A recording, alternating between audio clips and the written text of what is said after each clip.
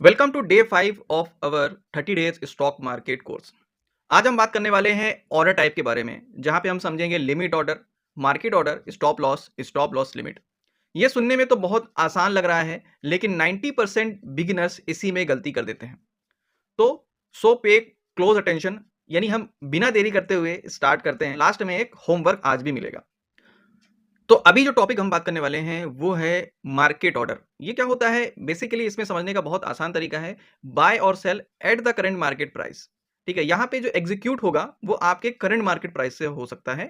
तो अगर आप चाहते हैं कि इमीडिएट इसको एग्जीक्यूट करना है कोई भी ऑर्डर को, तो आप मार्केट ऑर्डर प्लेस करते हैं। एग्जाम्पल के तौर पर रिलायंस का अगर प्राइस चल रहा है, रिलायंस के शेयर का 2500 रुपए, 2500 रुपए, तो आप अगर इसी प्राइस पे लेना चाहते हैं, यानी एग्जैक्ट प्राइस पे चाहते हैं, तो आप क्या कर सकते हैं? सबसे पहला चीज कि मार्केट में अगर यही प्राइस चल रहा है, ठीक है, और आपको ऐसा लगता है कि ये आगे जा सकता है या पीछे जा सकता है, यानी कि आपको इमीडिएट इसको बाय करना है, तो आप इसको मार्केट ऑर्डर प्लेस करेंगे। इसमें क्या हो सकता है कि स्लिपेड हो सकता है, यानी कि प्राइस थोड़ा बहुत भी अप डाउन होने की वजह से उसका प्राइस एग्जैक्ट हो सकता है, बाय ना हो। एग्जांपल के तौर पे आपने अगर 2500 रुपए का प्राइस चल रहा है, और अगर वहां पे जो बेस्ट सेलर रहेगा, जो जितना अच्छा बेस्ट सेलर रहेगा, उसी हिसाब से क्या करता है, ये सॉफ्टवेयर होते हैं जो एग्जीक्यूट करते हैं जो बेस्ट सेलर के हिसाब से। तो एग्जांपल के तौर पे 2500 रुपए और कुछ पैसे के हिसाब से हो सकता है बढ़ गया हो शेयर या घट गया हो, तो उस हिसाब से वहां पे एग्जीक्यूट होता है ऑर्डर। तो ये इमीडिएट एग्जीक्यूशन के लिए किया जाता है, ये ऑर्डर को लगाया जाता है। तो जिस तरीके से आपको स्क्रीन में दिख रहा होगा, इस तरीके से आप मार्केट ऑर्डर को प्लेस कर सकते हैं। तो ये कहां पे काम आता है? ये ज्यादातर काम आता है आपके इंट्राडे पे, ठीक है। और आप अगर ऑप्शन ट्रेडिंग करते हैं, तो वहां पे आप अगर स्कैल्पिंग करते हैं, तो मार्केट ऑर्डर को प्लेस करने से आपको ज्यादा हो सकता है कि अच्छे से उसको करंट प्राइस पे कट हो पोजीशन या बाय हो। तो इस हिसाब से आप एग्जीक्यूट यहाँ पे कर सकते हैं मार्केट ऑर्डर के हिसाब से। और अगर आप लॉन्ग टर्म व्यू के लिए अगर देख रहे हैं कोई चीज, तो आपके लिए मार्केट ऑर्डर पे बाय करने में कोई हर्ज नहीं होती है, कुछ पैसे का ऊपर नीचे होता है, लेकिन अगर आपकी बहुत बड़ी क्वांटिटी है तो इसको देख करके करना होता है। तो अब हमारा जो नेक्स्ट है वो आता है लिमिट ऑर्डर। ये लिमिट ऑर्डर क्या होता है? बहुत आसान भाषा में अगर बात करूं, तो ये एक ऐसा प्राइस होता है जहां पे आप अपनी प्राइस को सेट कर रहे होते हैं। एग्जांपल के तौर पे 2500 रुपए अगर रिलायंस का प्राइस चल रहा है और आपको लेना है 2490 रुपए के आसपास, यानी 10 रुपए कम में चाहिए। तो यहाँ पे आप क्या करते हो, नीचे के साइड पे आप बिडिंग लगा देते हो, और जैसे ही वो प्राइस नीचे आता है तब वो जाकर के एग्जीक्यूट होता है। लेकिन अगर वो प्राइस नीचे नहीं आता है तो वो एग्जीक्यूट नहीं होगा। इसके अंदर एक चीज ये भी है। तो ये कहां पे यूज होता है? ज्यादातर आप कहां पे इसको यूज कर सकते हैं? आप स्विंग ट्रेडिंग के लिए यूज कर सकते हैं, इंट्राडे में भी आप इसको यूज कर सकते हैं। आप लॉन्ग टर्म की पोजीशन भी कोई बनाना चाहते हैं तो भी आप यूज कर सकते हैं, यानी आप अपने जो भी आपकी मन की प्राइस है, जो भी आप चाहते हो, विल प्राइस है, उस हिसाब से आप इसको एग्जीक्यूट करवा सकते हो। कोई जरूरी नहीं जो भी प्राइस चल रहा है, आपको लगता है कि नीचे आएगा तो आप बिडिंग लगा के रख सकते हैं। तो इस तरीके से लिमिट ऑर्डर काम करता है। अब हम बात करने वाले हैं स्टॉप लॉस ऑर्डर क्या होता है। स्टॉप लॉस ऑर्डर मिलता है आपको लॉस कंट्रोल करने के लिए। ये काम करता है आपको एक तरीके से रिस्क को मैनेज करने के लिए होता है। ये काम कैसे करता है? एग्जाम्पल के तौर पे एचडीएफसी बैंक का प्राइस अगर चल रहा है 1600 रुपए, और आपने एग्जीक्यूट कर लिया है 1600 रुपए के प्राइस पे बाय कर लिया है, और आप अब चाहते हैं कि इसमें लॉस कम हो, या आपने डिसाइड किया कि इसके अंदर मैं 20 रुपए का स्टॉप लॉस लगाना चाहता हूं, यानी 20 रुपए के हिसाब से नीचे के साइड पे मैं रिस्क ले सकता हूं। तो आप इस यहाँ पे स्टॉप लॉस लगाएंगे अगर, तो 1580 रुपए के नीचे के आसपास आप स्टॉप लॉस सेट कर देते हैं। तो इसमें क्या होता है कि जैसे ही प्राइस नीचे आता है वो एग्जीक्यूट हो जाता है, और आपका ओनली 20 रुपए का ही लॉस होगा। यानी मार्केट आप बहुत ज्यादा गिर सकती थी, लेकिन आपने 20 रुपए में ही उसको बुक कर लिया। तो यहाँ पे आपने क्या किया है, एक रिस्क को मैनेज कर लिया है। तो ये एक तरीके से लॉस है, मगर ये लॉस को कंट्रोल करने के लिए होता है। ये कहाँ पे यूज कर सकते हैं? इंट्राडे में हम यूज कर सकते हैं, इंट्राडे में ऑप्शन ट्रेडिंग में भी यूज करते हैं, फ्यूचर्स में भी यूज कर सकते हैं, और बिगिनर्स के लिए तो बहुत अच्छा है।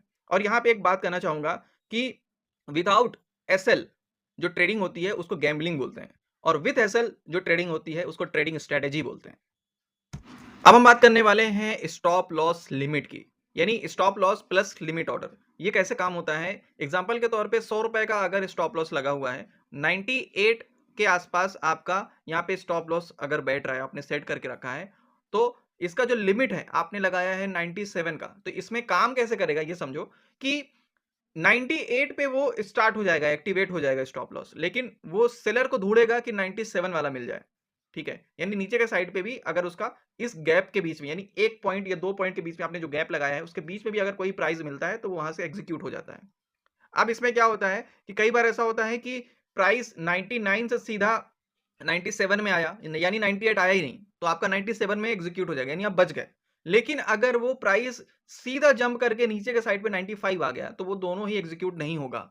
कई बार ऐसा आपके साथ हुआ होगा तो कमेंट में बताना। अगर पहले से ट्रेडिंग कर रहे हैं, यानी आपने स्टॉप लॉस लगाया और वो हिट ही नहीं हुआ, तो आप हो सकता है कि अपने ब्रोकर को बोल रहे हो कि ये कैसे हो गया, ये क्यों हुआ, है ना? बहुत सारी कंप्लेंट्स, लेकिन आपने ये समझा ही नहीं है। अगर इस चीज़ को नहीं समझ पा रहे हैं, तो हो सकता है कई बार ब्रोकर गलती करते हैं, हो जाती है उनकी एप्लीकेशंस में, मगर ज़्यादातर केस में यही होता है कि स्टॉप लॉस वो ट्रिगर ही नहीं होता है। इसी वजह से वहाँ पे प्राइस एग्ज़ीक्यूट नहीं होता है और हमारे लॉस हो जाते हैं। इसीलिए थोड़ा बड़े गैप में ट्रिगर पॉइंट को लगाना चाहिए, जिससे कि उसके बीच के गैप में भी अगर कई बार सेलर आ जाएँगे, तो हमारा एग्ज़ीक्यूट हो जाएगा। तो इस तरीके से आप ये कर सकते हैं। तो ये रहेगा एग्ज़ीक्यूट करने का एक अच्छा तरीका।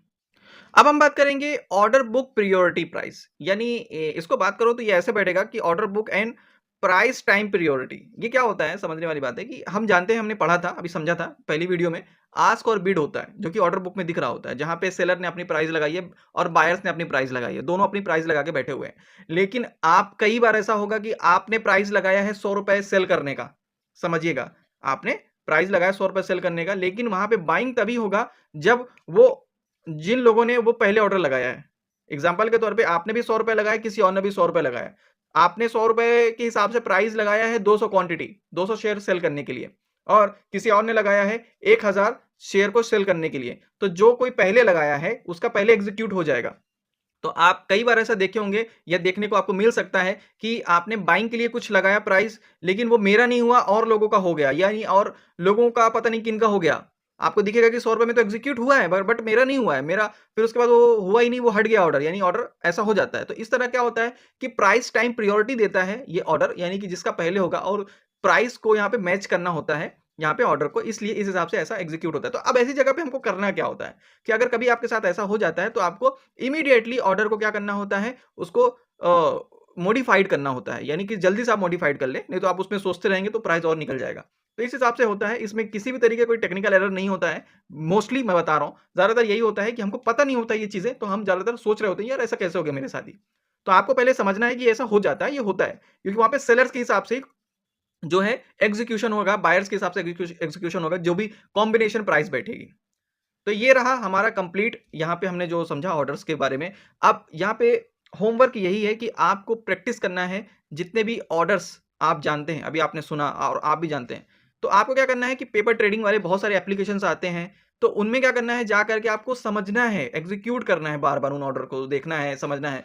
तो आप जितनी ज़्यादा प्रैक्टिस करेंगे उतने ज़्यादा आप परफेक्ट होंगे इस काम में। तो ये बहुत ज़्यादा काम में आने वाला है, अगर आप ट्रेडिंग कर रहे हैं, करेंगे, तो आपको जितनी ज़्यादा हो सके एग्जीक्यूशंस करना है सभी ऑर्डर्स की। इससे आपका जो कहते हैं ना हाथ बैठ जाता है, तो वो हो जाएगा। यानी आपके सबकॉन्शियस माइंड में वो बातें चली जाएँगी और आप ऑटोमैटिकली फिर आप वो करने लग जाएँगे। तो आपको ये चीज़ें ज़्यादा से ज़्यादा करनी है और इसमें आप परफेक्ट हो जाएँगे, तो मेरा मानना है कि आप बहुत अच्छी ट्रेडिंग कर सकते हैं, बहुत अच्छा इन्वेस्टमेंट कर सकते हैं। आपसे गलतियाँ नहीं होंगी, आपके पैसे बहुत सारे बच जाएँगे। तो वीडियो अच्छा लगा हो तो लाइक, शेयर, सब्सक्राइब सब कर देना। मिलते हैं नेक्स्ट वीडियो पे। Okay, bye.